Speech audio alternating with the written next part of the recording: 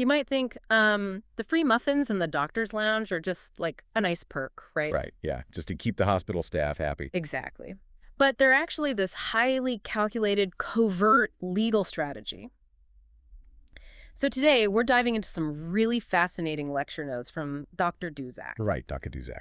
And our mission here is to see why mastering these, seemingly mundane business operations is the actual secret to visionary medical leadership. Because, I mean, you can't really be a transformational leader if you don't fundamentally understand how the trains run. Right, the boring stuff. Exactly.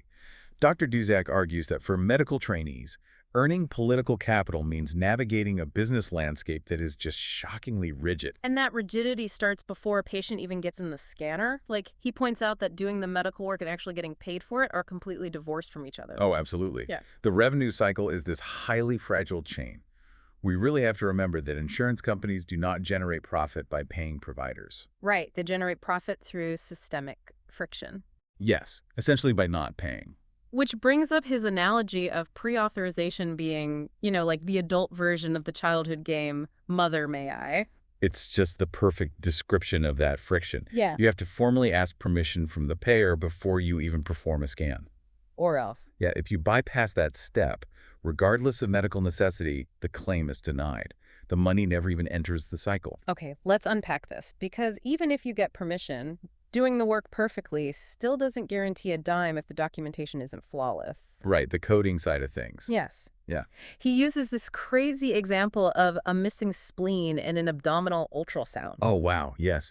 So for an abdominal ultrasound to be billed as a complete study, the billing codes dictate that you must document 8 specific anatomical structures. 8 specific ones. Right. So if a radiologist dictates an otherwise perfect report but simply, forgets to mention the spleen, the billing algorithm automatically downgrades it to a limited study, and you instantly lose about 1/3 of the reimbursement. just like that. 1/3 of the billing, gone. It sounds like signing a $1 million business deal, but forgetting to cross a T on page 40, so the bank just automatically docks your pay. Exactly. Because in this system, clinical reality takes a backseat to the billing algorithm.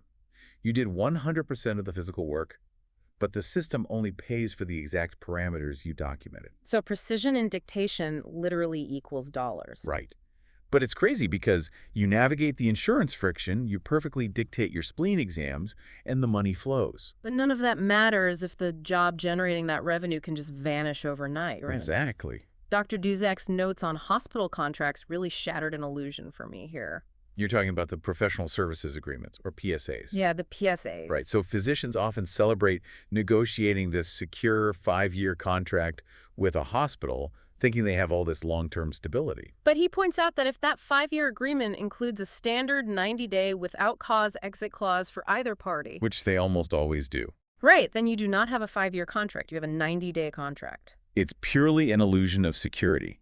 Hospitals use those clauses as ultimate leverage. Wow. Yeah.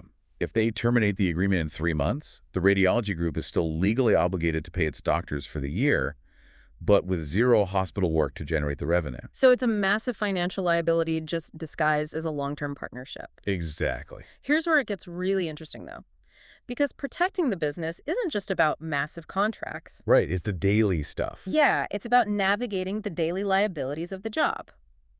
Which brings us right back to those free muffins in the doctor's lounge. Ah, the muffins. Wait, so free food is actually just a HIPAA compliance tool in disguise? It really is. I mean, hospitals don't stock the lounge to bribe physicians. It's a risk mitigation strategy. That is wild. Right.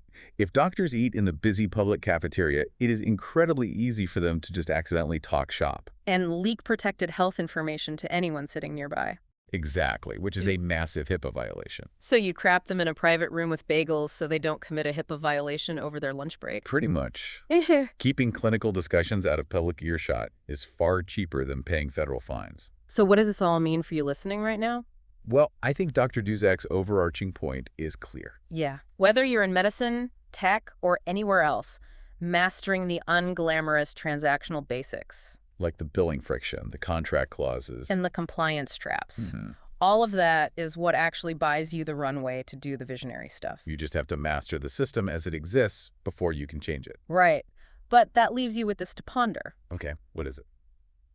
Well, If so much of today's medical leadership relies on policing these extremely mundane administrative and compliance traps, what happens when the rapid rise of AI automates all of this? Oh, that's a great question. Right. When you don't have to play Mother May I with billing codes anymore, how does that completely change the type of person who gets promoted to leadership tomorrow?